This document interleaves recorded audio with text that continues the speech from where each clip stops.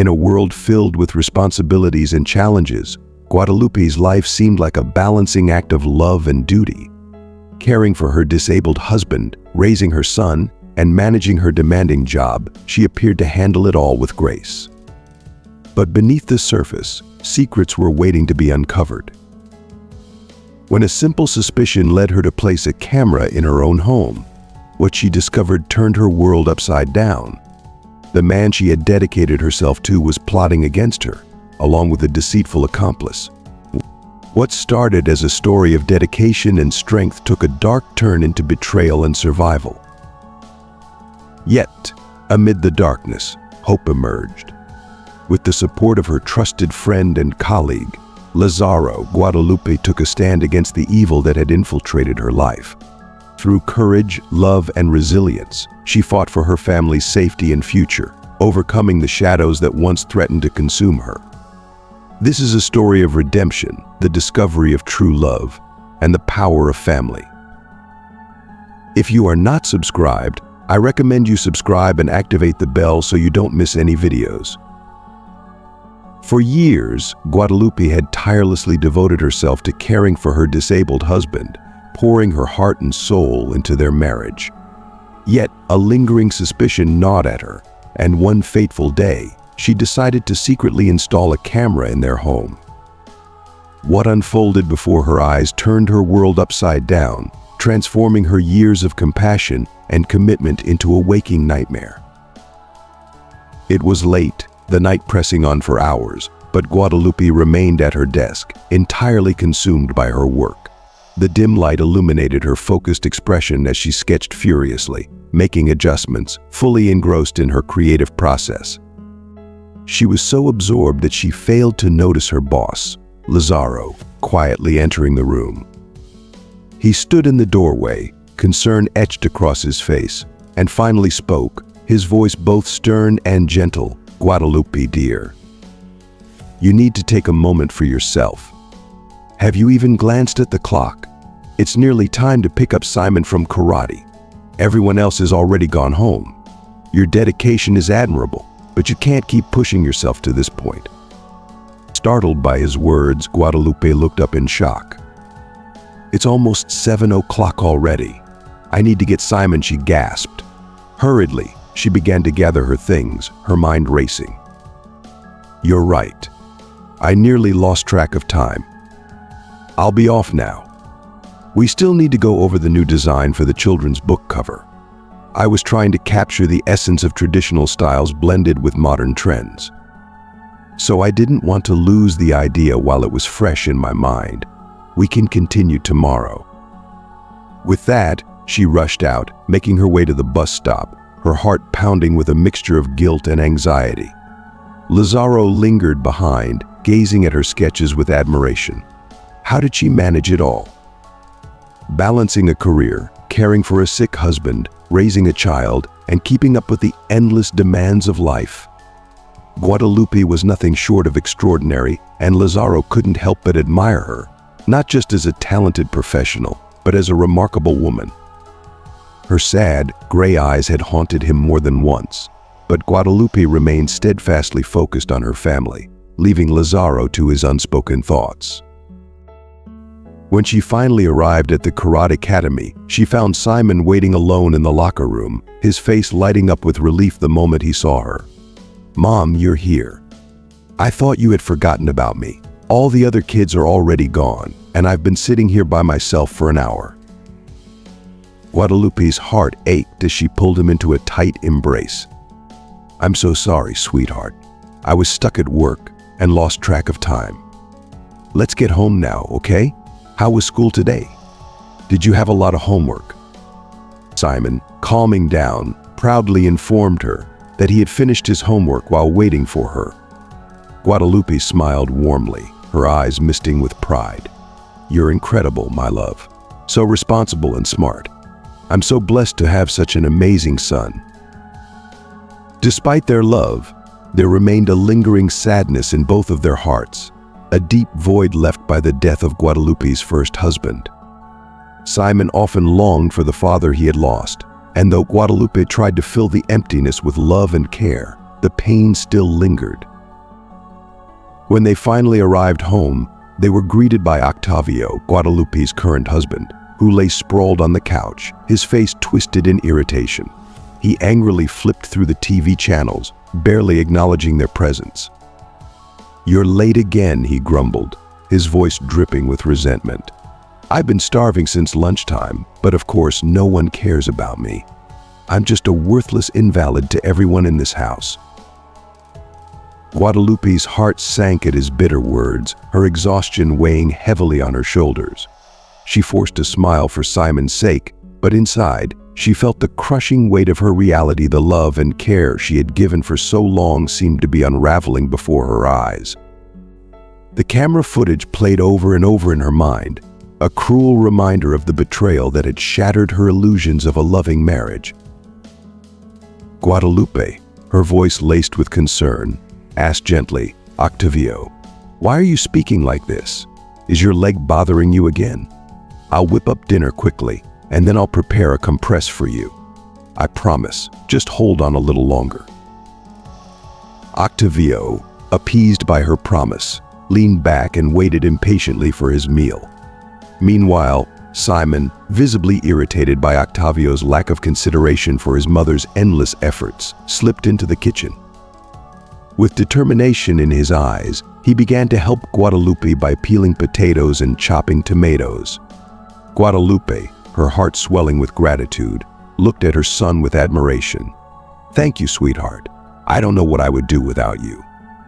Life had become a relentless challenge for Guadalupe ever since Octavio fell ill. Every waking moment seemed consumed by responsibilities: caring for Simon, keeping up with her demanding job, and attending to her sick husband. Her own needs, desires, and dreams had long taken a back seat as she struggled to juggle the countless demands on her time. Exhaustion clung to her like a heavy blanket, but she soldiered on, day after day, driven by her unwavering love for her son and her deep sense of duty. At work, Guadalupe was a beacon of dedication and passion, highly respected by her colleagues for her unwavering commitment.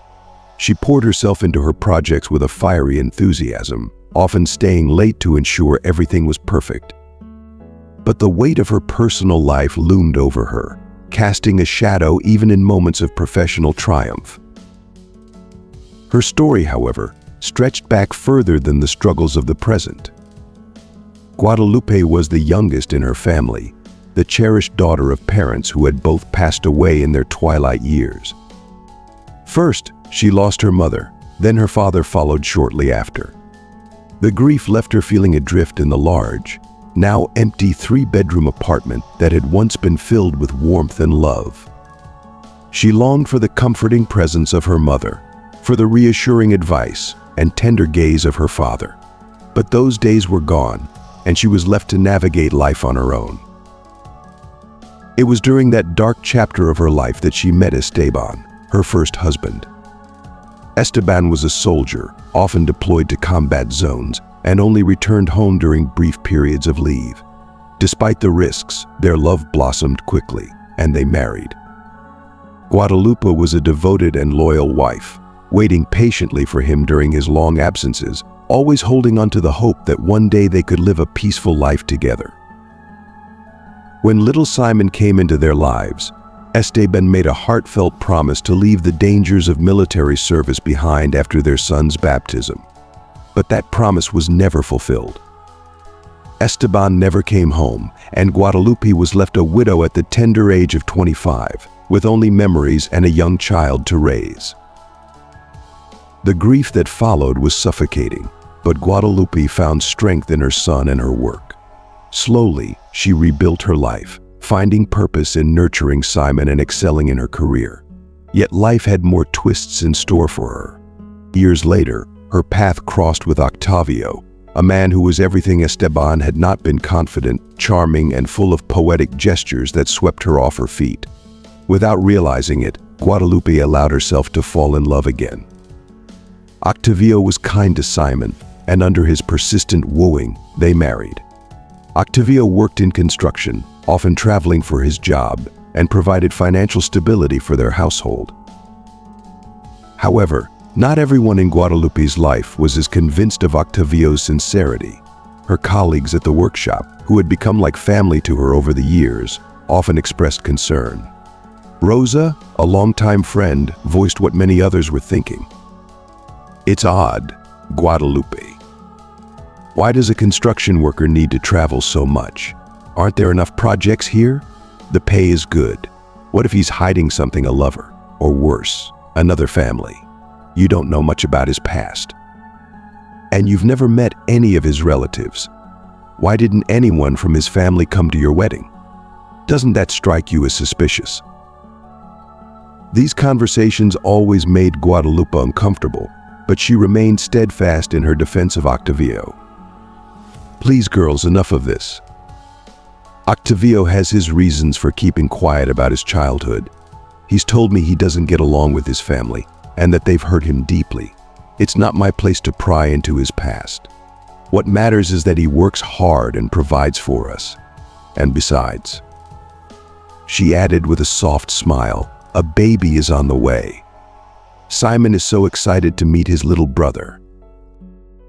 But despite her outward confidence, the doubts Rosa had planted lingered in the back of Guadalupe's mind, casting long shadows over the happiness she had tried so hard to create.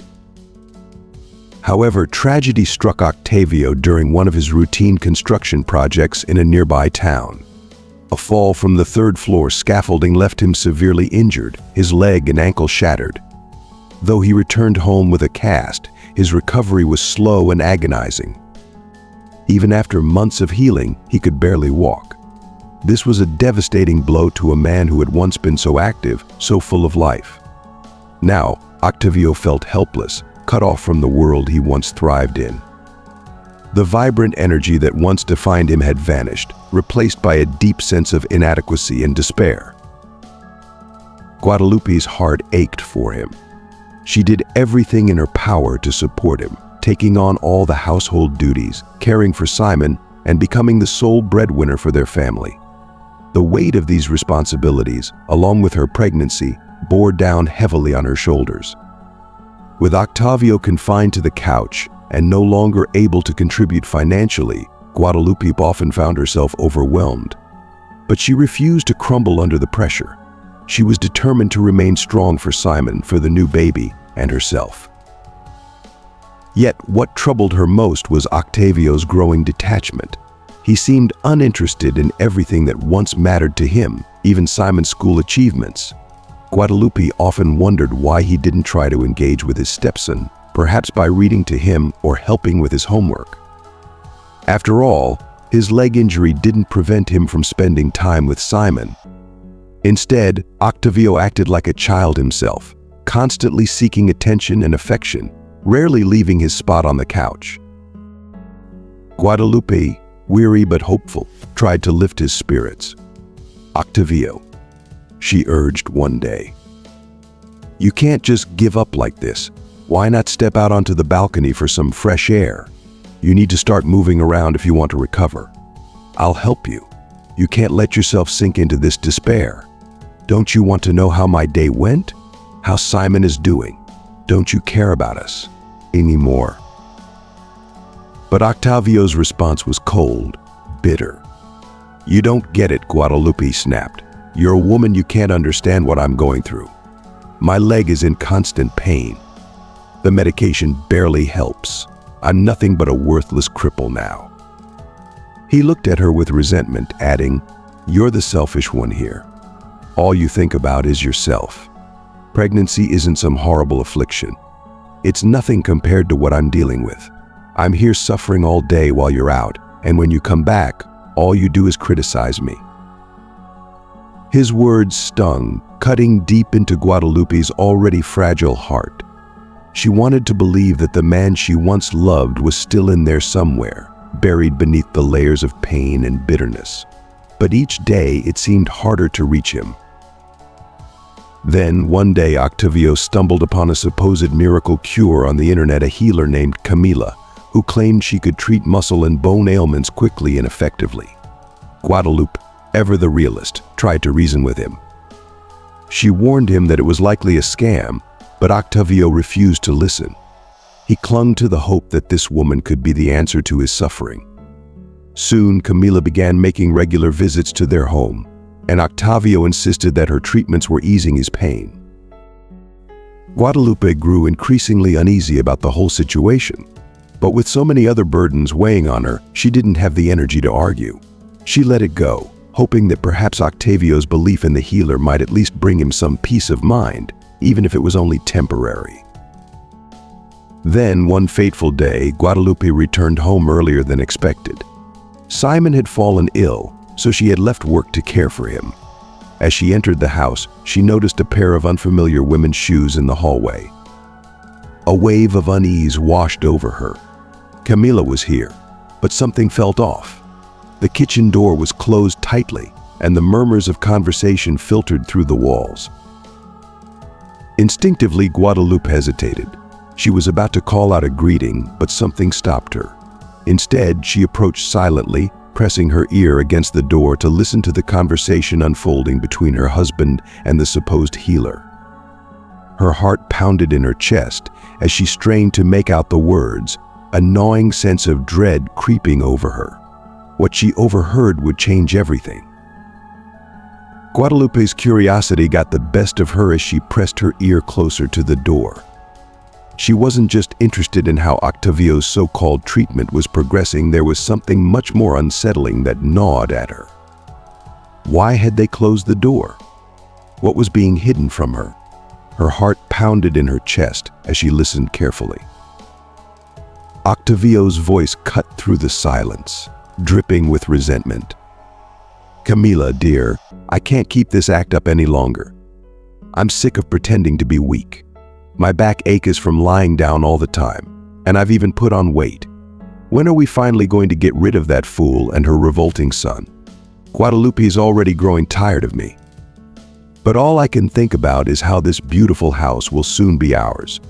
Finally, I'll be free." Camila's voice followed, trying to calm him, but there was a hint of tension in her tone. "Why are you rushing? Do you think it's that easy to get rid of your wife and stepson? Especially with her being pregnant. You're complicating everything with your impatience. You'll have to live with the weight of this on your conscience. But we don't have a choice. You'll need to take care of the child she's carrying, or you won't get anything as a widower. We need to be patient. Last time, we barely escaped without getting caught. It was easy because our victim was naive, but this time we couldn't afford any mistakes. We can't go back to that city again. But don't worry, I've got a reliable contact who can supply us with poison. You'll mix it into her tea and the child's, little by little. Within a month, they'll be completely poisoned, and no one will be able to trace it. It will look like severe food poisoning, and no one will suspect a thing." A shiver ran down Guadalupe's spine. Her colleagues had been right all along. Who had she married? Who had she brought into her home? The conversation she overheard was monstrous, beyond anything she could have imagined. Her first instinct was to burst into the kitchen and confront them both, to throw Octavio and his mistress out of her house immediately. But she stopped herself just in time. Charging in without proof would only make things worse. They would deny everything, and then what? They'd continue their twisted plot, and she couldn't let that happen. Her mind raced as she tried to process what she had just heard. He never needed me.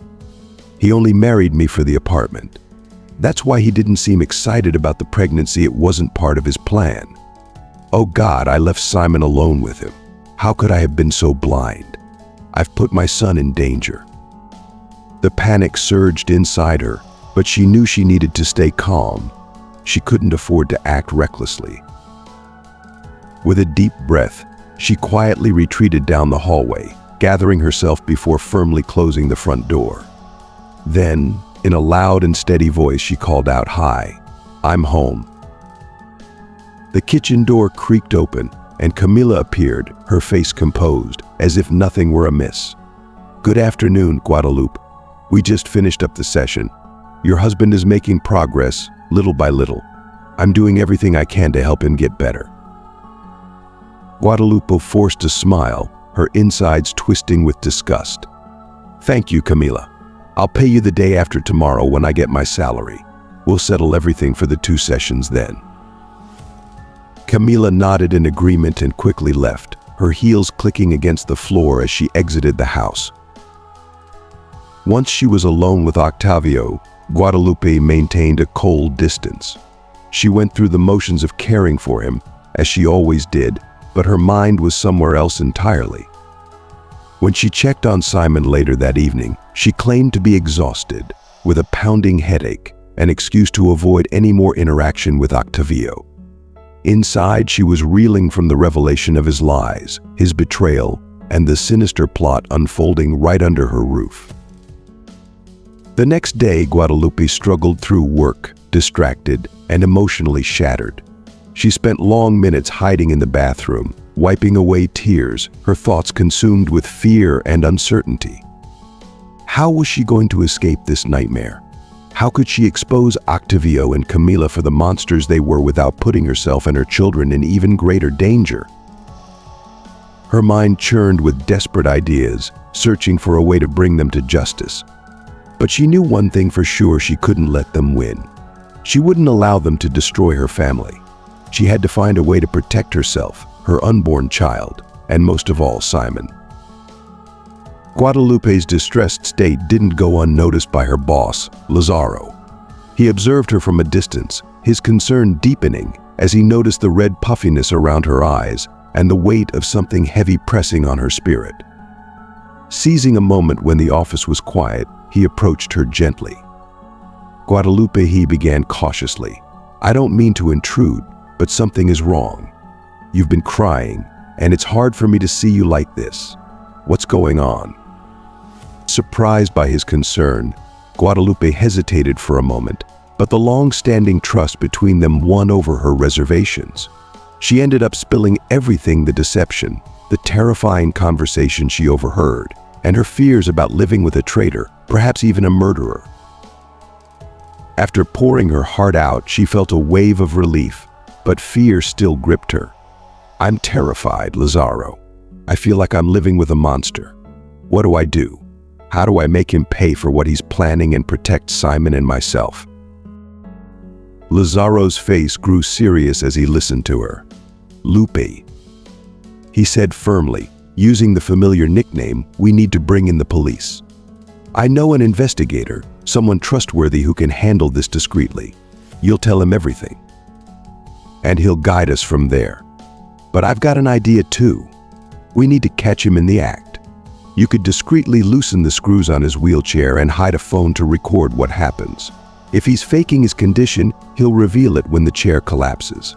And when that happens, I'll be ready with the police. Don't worry, you won't face this alone." Lazaro's calm confidence washed over her like a lifeline. His words brought her a sense of security she hadn't felt in weeks. After meeting with the investigator, some of her fears began to ease. The investigator took her concerns seriously, promising to dig into Octavio's background and investigate the so-called healer. He warned Guadalupe to be cautious she was not to eat or drink anything that hadn't been prepared by her own hands. The reassurance helped, but a burning impatience still simmered inside her. Every time she looked at Octavio, the man she had once loved, now nothing more than a deceitful stranger, her anger and resentment grew. That night, fueled by determination, she carefully unscrewed the bolts on his wheelchair and set up her phone to record, the red light blinking quietly in the background. Her heart raced as she waited. When Octavio finally leaned on the chair, the wheels wobbled, and then, with a loud crash, the entire chair collapsed beneath him. He tumbled to the floor, but what followed was what she had dreaded and expected all along. Octavio, without thinking, sprang to his feet. The sound of the fall sent Simon running into the living room. His innocent eyes widened with surprise and joy. "Uncle Octavio," he cried out, "you're not sick anymore. You can walk. That's amazing." Guadalupe, unable to contain the bitter irony, began clapping slowly. Her voice dripped with sarcasm, Yes, Simon, it seems like those healer sessions are working miracles. Look at him. He's practically jumping to his feet. Octavio, how could you? How could you lie like this? Pretend to be sick for so long? What kind of man are you? Octavio, realizing he'd been caught, tried to save face. He began to limp awkwardly, clutching his leg as if in pain, attempting to maintain the charade. But Guadalupe had reached her breaking point. Her voice was cold and cutting as she snapped, "Enough with this pathetic act, Octavio. The truth is out. There was no fracture and no injury. You've been faking it this whole time." Octavio's face paled, and for a moment he was speechless. The weight of his lies, exposed and undeniable, hung in the air. Simon stood there, confused and heartbroken, while Guadalupe's eyes burned with the fury of betrayal. The man she had once trusted, the man who had promised her love and protection, had been nothing more than a cruel manipulator. And now, finally, she had the proof to make him pay. As Octavio fumbled for an excuse, the sound of the doorbell cut through the tension. Simon, ever eager to help, rushed to answer it. When the door opened, Lazaro stepped in, flanked by a stern-faced police officer. Guadalupe had informed Lazaro of her plan, and he had been waiting for just the right moment to act. Without hesitation, they moved swiftly to immobilize Octavio, giving him no chance to flee. The officer spoke with authority, his voice leaving no room for doubt. "Octavio Martinez, you and your accomplice, Lucia, who went by the alias Camila, are under arrest for attempting to murder your wife, Guadalupe, and your stepson, Simon. We've also uncovered 4 other cases in different cities where you pulled similar schemes. You targeted lonely women, gained their trust, and then took over their properties. This time you went even further by trying to eliminate the very people who took you in. Don't expect to see the outside of a prison cell anytime soon." Octavio, his face pale with fear, protested desperately, "This is all lies. You have no proof. I'm sick. Guadalupe, they're all against me. I love you." His voice was pleading, but the investigator wasn't moved. He cut him off sharply. "Enough with the theatrics, Octavio. Guadalupe sent us the video of your miraculous recovery, and your accomplice has already confessed. You can scream all you want, but there's no escaping justice this time." As the police led Octavio away, Guadalupe stood frozen, still in shock. She couldn't find the strength to say anything, her mind struggling to process the whirlwind of events that had just unfolded. Her world had been turned upside down, and all she could do was watch as the man she once loved was taken away in handcuffs. Simon, sensing his mother's distress, approached Lazaro with the sincerity and seriousness of a child wise beyond his years. "Thank you for helping Mom," he said, looking up at Lazaro. "Uncle Octavio is bad. I don't like him. He doesn't love Mom or me. Will he come back?" Lazaro knelt to meet Simon's gaze, his expression gentle yet firm. "No, Simon, he won't be coming back. And I'll be around if you and your mom will allow it. She needs support right now." Simon's face brightened with the innocence only a child could retain in such a situation. "Of course. Come visit us more often. You're like a movie hero." Exposing Uncle Octavio, he said, his smile genuine. Lazaro chuckled softly, then suggested, "Why don't you go watch a cartoon, Simon? I need to talk to your mom about some boring adult stuff." Understanding, Simon nodded and headed to his room, leaving Lazaro and Guadalupe alone in the living room. Lazaro gently wrapped his arms around her, trying to offer some comfort. "Don't torment yourself anymore, Guadalupe. It's over now. Octavio and his accomplice are going to prison for a long time. You're safe." Guadalupe's voice was barely above a whisper, almost as if she were speaking to herself. "Why do I have such bad luck? My first husband died, and now my second husband is a criminal who's going to prison. And I'm carrying his child. Why can't I find a decent man? Is it me? Am I cursed?" Lazaro held her tighter, his heart aching for her. "It's not you, Lupe. You've just had terrible misfortune, but that doesn't define who you are. You're strong and resilient, and you've been through so much. But this isn't the end of your story. You deserve happiness. And you'll find it. You're not cursed, you've just been through storms that would break anyone. But you're still standing, and that says everything. Guadalupe closed her eyes, letting herself find a moment of solace in Lazaro's embrace. For the first time in what felt like an eternity, she allowed herself to hope that, maybe, just maybe, better days were ahead. Lazaro looked at her with gentle sincerity, his voice calm yet filled with emotion. Guadalupe, haven't you noticed who has been by your side all these years? You keep searching for happiness in far-off places, but you overlook what's already right here. I've always loved you unconditionally. I would never betray you. I don't want to pressure you. But I want you to know that I'm here now and always. Guadalupe took a deep breath, finally allowing herself to let down her walls. She embraced him, her heart cautiously opening. Thank you for being here, Lazaro, for everything. I don't know if I can return your feelings, but I'm willing to let myself get to know you better. Maybe in the future, but I can't make any promises. Lazaro smiled warmly, his admiration for her clear. Don't worry about that, Guadalupe.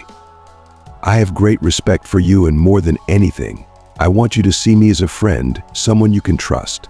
If things don't work out between us romantically, that's okay. What matters most to me is that you know I'm here for you. I'll stand by your side, but only if you want me to. Guadalupe nodded, feeling a weight lift from her shoulders. I don't want you to leave my side, Lazaro. I just need time to process everything that's happened, but I do want us to get to know each other better. From that moment on, life began to take a turn for the better.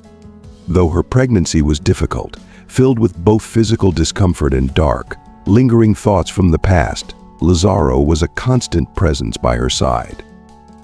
Their relationship grew stronger with time, and slowly but surely Guadalupe found herself falling in love with him.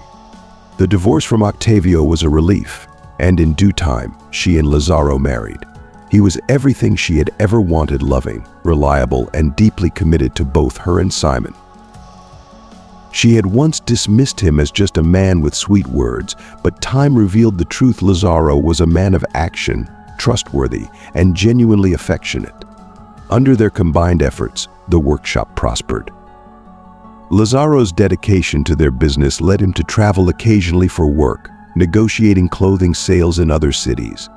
Life, for the most part, had finally settled into a calm, promising rhythm. But life has a way of surprising us when we least expect it. With a month still to go before her due date, Guadalupe was jolted awake one night by an intense pain.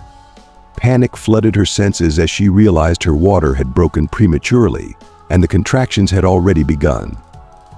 With trembling hands, she called for an ambulance. Her mind spun in panic as she managed to ask her neighbor to care for Simon before losing consciousness. Guadalupe was rushed to the hospital, and what followed was a harrowing ordeal. In and out of consciousness, she endured what felt like an endless struggle through one of the most difficult childbirths imaginable. The room was a blur of lights, voices, and pain. As she fought to stay conscious, she vaguely noticed the medical staff working frantically around her. Yet something felt off. One of the doctors attending to her seemed unfamiliar. Through the haze, a deep sense of unease settled over her, but she was too weak to process it fully. The pain, exhaustion, and fear drowned out everything else as she drifted between awareness and oblivion. The masked nurse leaned over Guadalupe's unconscious body with a chilling smirk beneath her mask. It was Lucia, Octavio's accomplice, now working at the hospital under a different identity. Seeing her former target in such a vulnerable state, Lucia seized the opportunity to exact revenge on Guadalupe for thwarting her and Octavio's twisted plans. When Guadalupe awoke from the anesthesia, she felt a cold emptiness beside her. Her heart raced with dread as she instinctively reached out, but her baby wasn't there. Panic surged through her veins, and despite the searing pain in her body, she tried to get up. Dizzy and weak, she collapsed back onto the bed. Desperation clawed at her throat, and she screamed, "Where is my baby? What happened to my son? I need to see him. Please." A doctor approached her with a somber expression, his eyes filled with sorrow. He gently placed a hand on her shoulder and said, "I'm so sorry, Guadalupe, but your son didn't survive. He was born with the umbilical cord wrapped around his neck. We tried everything we could. You're still young. God will bless you with more children." Guadalupe's world shattered. She let out a heartbreaking cry, covering her face with trembling hands. Sobs racked her body as she screamed in agony, overwhelmed by the magnitude of her loss. The doctors, unable to calm her, eventually sedated her to ease her torment. In the following days, the grief was unbearable. Her baby was buried in a tiny grave, and Guadalupe spent hours weeping over it, struggling to come to terms with the tragedy. The pain consumed her, and there were moments when she felt like she couldn't go on. If it hadn't been for Simon, his surprising strength and maturity beyond his years, Guadalupe might not have survived the heartbreak. Simon became her anchor, holding her together as they began the long, arduous journey of healing. Over the next few years, life gradually started to find its way back to a semblance of normalcy. The weight of losing her baby still hung over Guadalupe, a shadow she would always carry in her heart. But 7 years later, she and Lazaro had built something beautiful together. Their attire had grown into one of the most prestigious and sought-after establishments in Mexico City, drawing clients from across the country. They worked in perfect harmony, often understanding each other without needing to say a word. Lazaro's relationship with Simon had also flourished. Now a bright 13-year-old, Simon was passionate about soccer and excelled in school. He and Lazaro had formed a close bond, almost like father and son. Life had taken a different path than Guadalupe had expected, but she had found peace and love again. One afternoon, pressed for time and without a car due to it being in the shop, Guadalupe decided to take the metro to an urgent business meeting. As she hurried through the bustling station, she noticed a small boy, about 7 years old, standing alone with crutches. His clothes were tattered, and he looked dirty and helpless. The sight tugged painfully at her heart. She couldn't just walk by.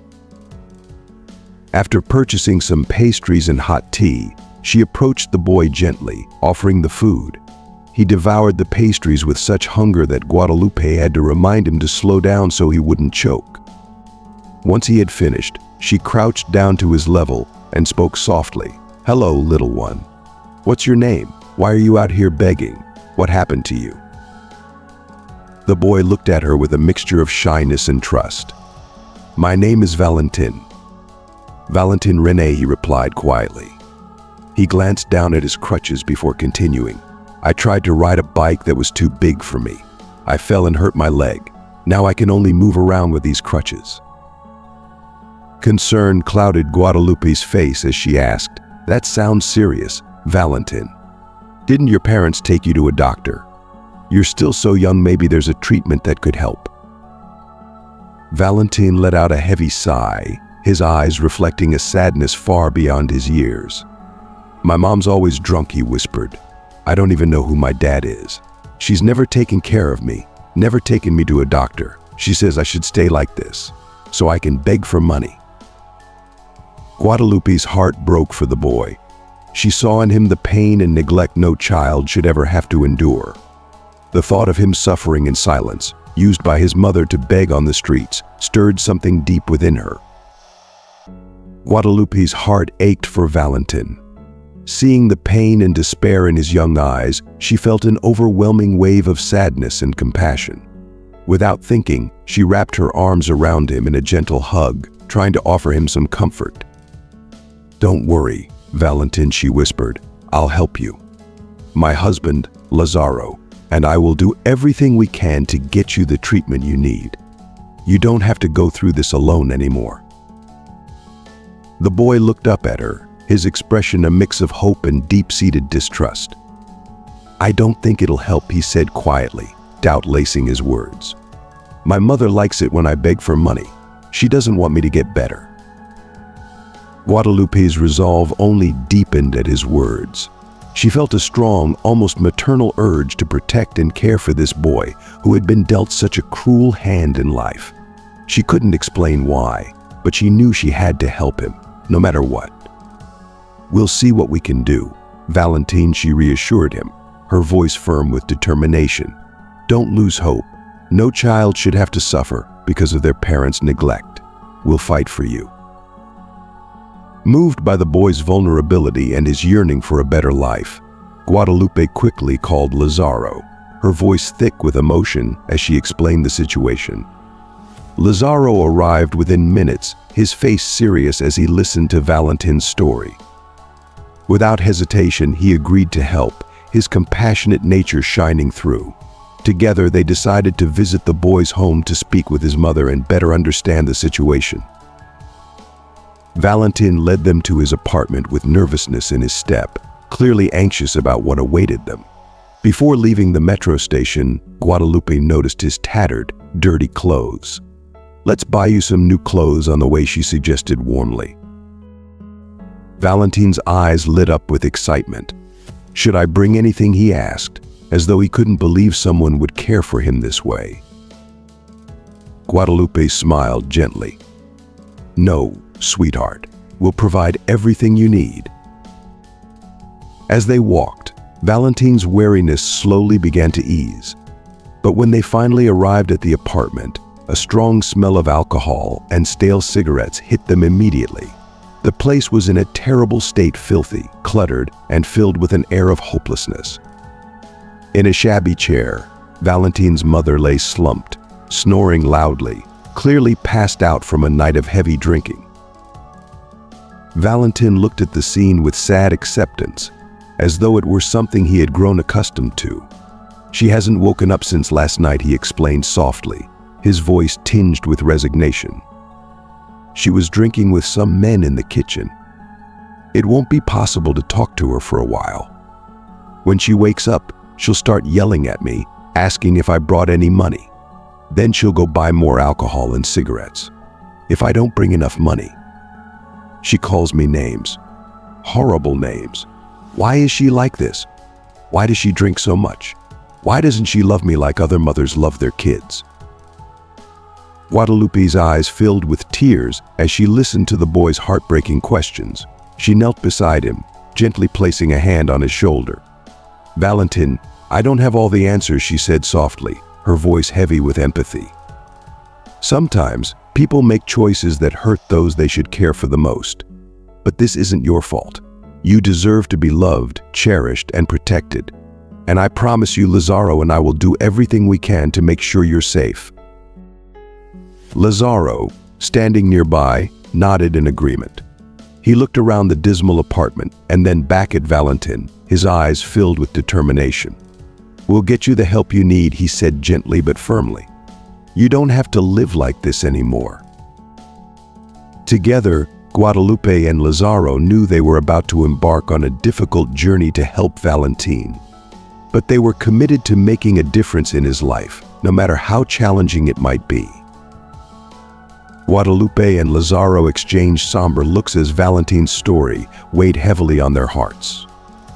Determined to help, they said gently, "Valentine, we're going to take you home with us tonight, and tomorrow we'll take you to see a doctor to evaluate your leg.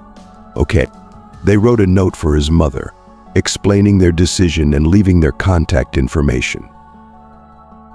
Valentine, overwhelmed with gratitude, wrapped his small arms around Guadalupe. His eyes sparkled with a mix of excitement and disbelief. "Thank you, Aunt Guadalupe. You're like a fairy from the stories. I thought magic didn't exist in real life, but now I see it does." Guadalupe smiled down at him, though sadness lingered behind her eyes. She gently stroked his curly hair, feeling a deep connection to the boy who had already been through so much. On the way to their home, they stopped to buy new clothes and a backpack filled with essentials for Valentine. His eyes lit up with each item they picked out, his excitement palpable as he eagerly looked forward to the new life that awaited him. When they arrived home, Guadalupe could think of nothing else but caring for Valentin. She bathed him, gently cleaning away the dirt and grime of his past life, and then carefully examined his leg. The sight was heartbreaking. His leg was visibly deformed, and she realized that his condition was far more serious than she had initially thought. But after a nutritious meal and dressed in his new, clean clothes, Valentin fell asleep with a peaceful smile on his face, a sight that warmed Guadalupe's heart. Later that evening, in the quiet of the kitchen, Guadalupe, Lazaro, and Simon gathered around the table to discuss the situation. Guadalupe, her heart full of resolve, was certain that she wanted to care for Valentin, but Lazaro voiced some concerns about the legal implications. Guadalupe, he began gently, I fully support Valentin staying with us, but we need to be realistic. This could turn into a legal matter, possibly even a formal adoption. That can be a long, complicated process. Are you ready for that? Guadalupe met his gaze with unwavering conviction. Since I saw Valentin in the metro, something changed in me, Lazaro.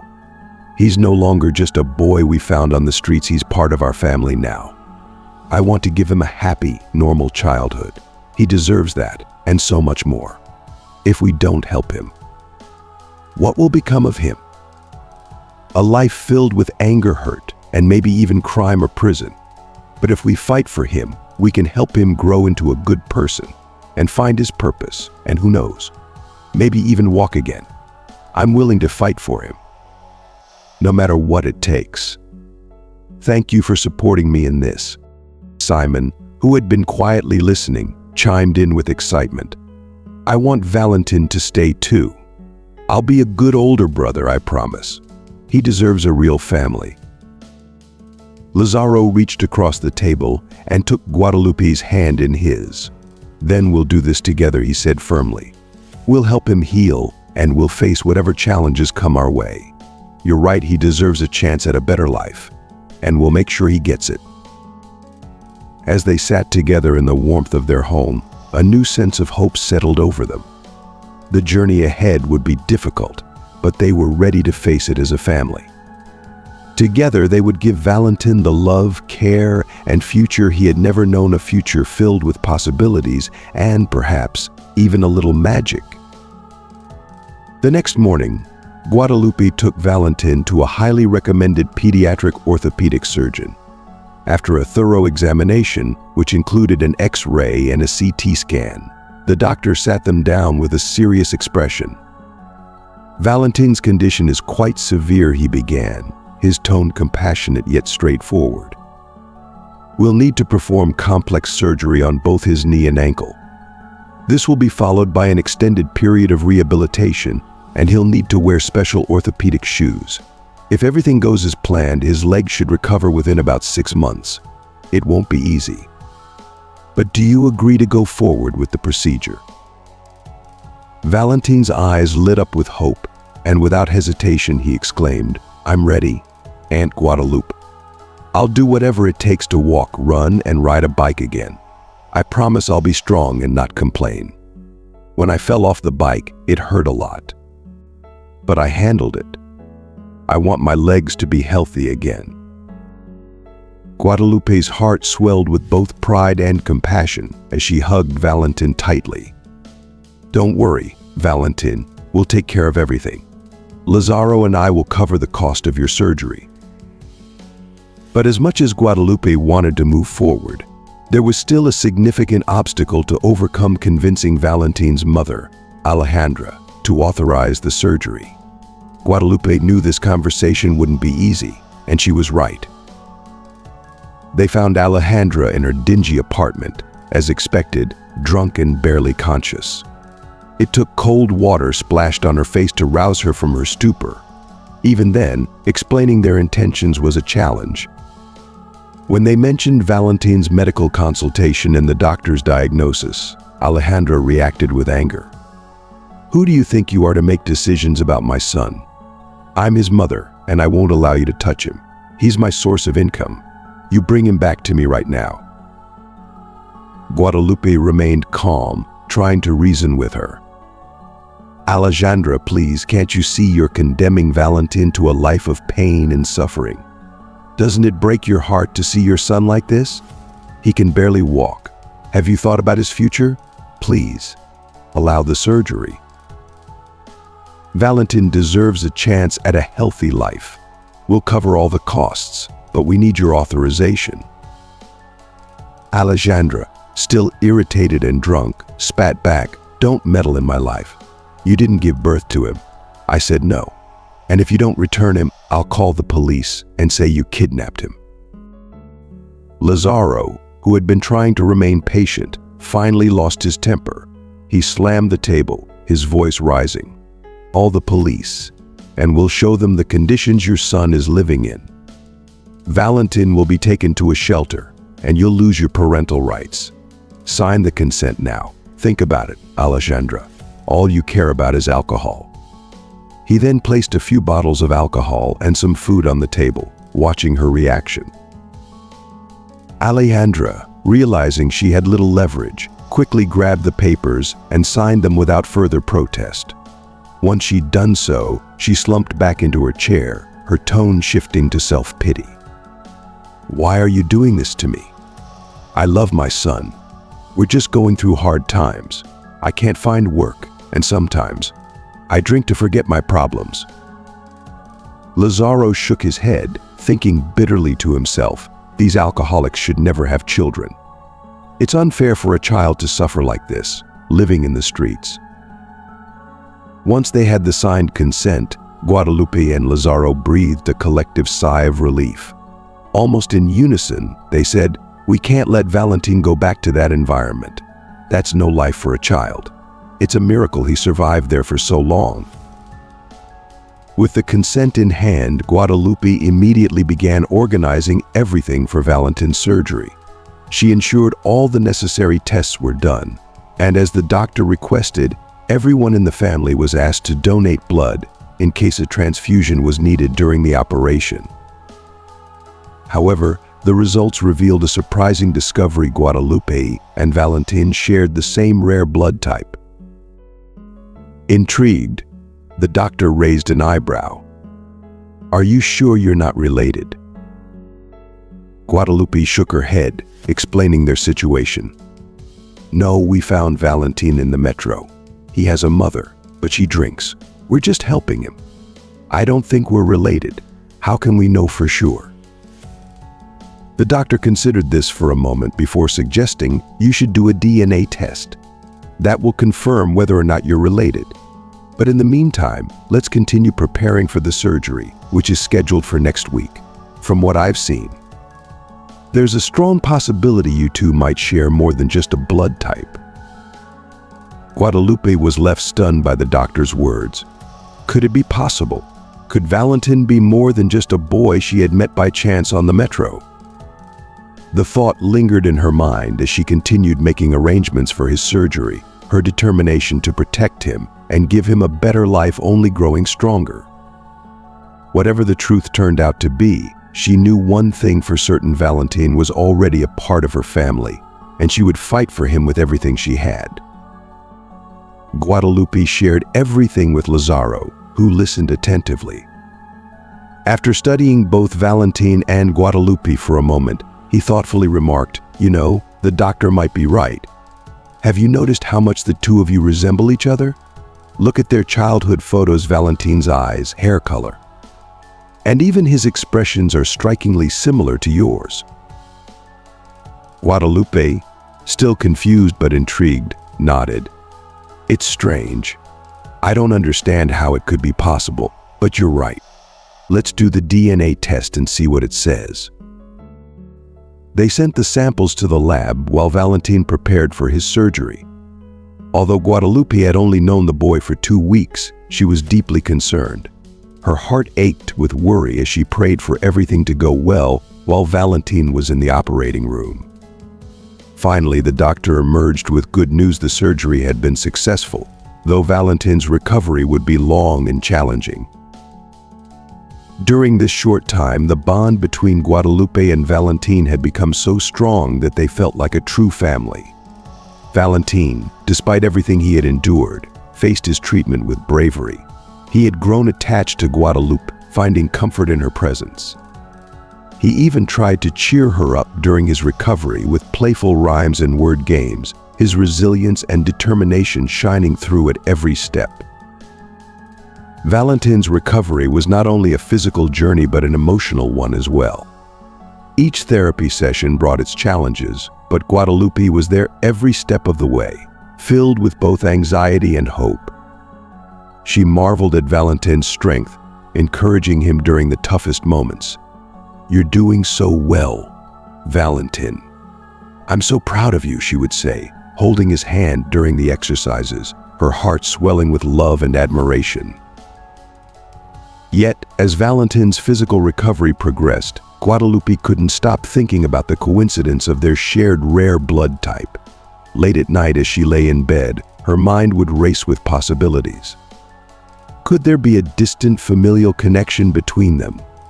Perhaps he's a distant cousin, she mused, trying to make sense of the mystery. Lazaro often noticed her deep in thought and would ask, "What's on your mind, Guadalupe?" She would respond with a sigh, "I'm just reflecting on how life is full of surprises, Lazaro. I never imagined that Valentin could be connected to me by blood." As the day of the DNA test result drew nearer, Guadalupe's anxiety intensified. She knew that no matter what the test revealed, Valentin was already part of her family in her heart. However, the possibility of a biological connection brought an overwhelming mix of excitement and fear. "No matter what the test says, Valentin is already one of us," she reassured herself, as well as Lazaro and Simon, who both nodded in agreement. They were ready to welcome Valentin fully into their family, regardless of what the test would reveal. One day, Lazaro burst into the room, holding an envelope in his hands, his expression a mix of disbelief and excitement. "Guadalupe," he said breathlessly, "you won't believe this. You'd better sit down. The DNA test results have arrived and the doctor was right. Valentin is related to you. He's more than just related, he's your biological son. The probability is 99%. Look at the test results yourself."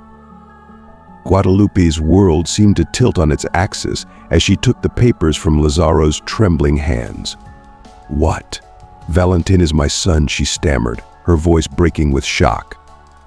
"And the baby who died at the maternity hospital wasn't my son? My son has been alive all this time? Oh my God, who was buried then? How could something like this happen?" Valentin, who had overheard the entire conversation, stood nearby, his young face a picture of confusion. "So, you're my real mother?" he asked in a small voice, struggling to process the revelation. "And Alejandra, she isn't my mother." Guadalupe, overcome with emotion, knelt and pulled Valentin into a tight embrace, tears streaming down her face. "Yes, it seems so, my dear," she whispered, her voice filled with a mixture of joy and sorrow. "You are my real son. I'm so happy that I found you alive. At that time they told me you had died. Please forgive me, I didn't know. But now that I've found you, I'll never let you go again. We'll figure out how this all happened, but for now, just know that you're safe and you're home." Valentin hugged her back, his small arms wrapped tightly around her, as if he had finally found the place where he belonged. In the subsequent trial, Guadalupe was officially recognized as Valentin's biological mother, and Alejandra, the negligent mother, lost her parental rights.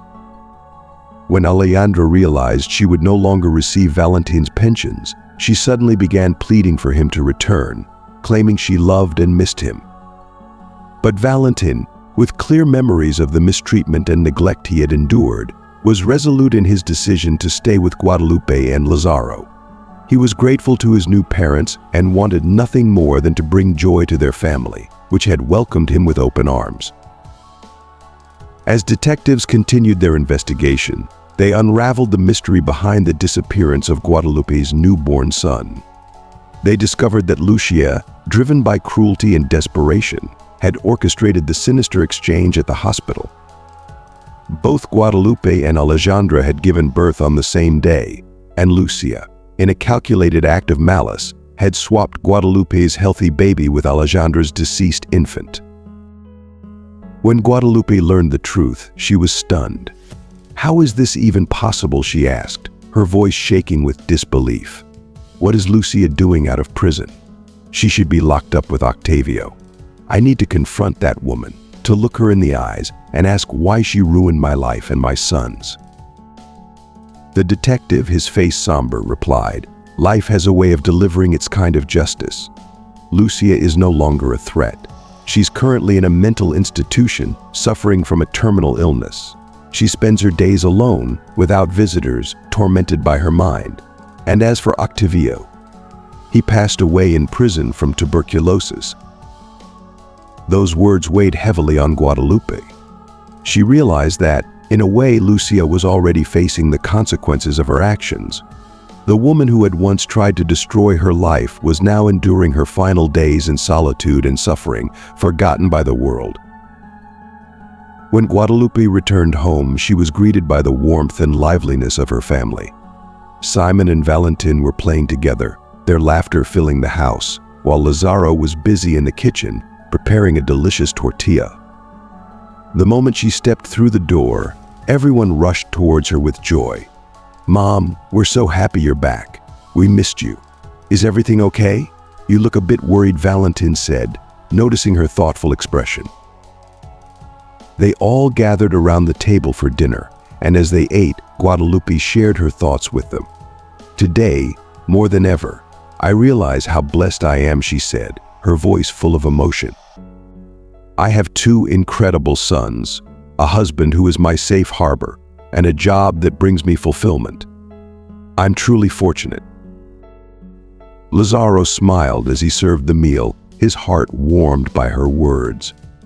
"I'm glad you see how lucky we are, Guadalupe. Remember, we'll always be here by your side, no matter what." The conversation during dinner was filled with laughter and plans for the future. Valentin, now fully embracing his place in the family, shared in their happiness, feeling the deep love that surrounded him. In that home, where love and care were abundant, everything seemed to fall into place.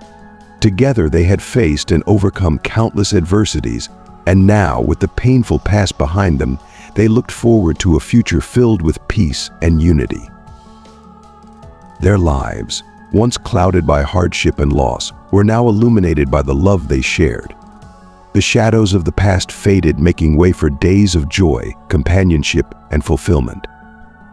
And as they sat together at the table, their laughter echoing through the house, it was clear that they had truly found their way forward together as a family. And so, dear viewers, we've reached the end of this heartfelt journey of love, resilience, and redemption. Guadalupe's story reminds us that life is full of unexpected twists, but with courage, determination, and a heart full of love, even the darkest challenges can lead to a brighter tomorrow. Now, I want to ask you, what have you learned from this story? Take a moment to reflect and share your thoughts in the comments below. What's one lesson you've learned that you'll bring into practice in your own life? We'd love to hear from you. If you enjoyed this video, please leave your comment below, and don't forget to like, share, and subscribe to our YouTube channel for more inspiring stories like this one. Thank you for watching, and we'll see you in the next video.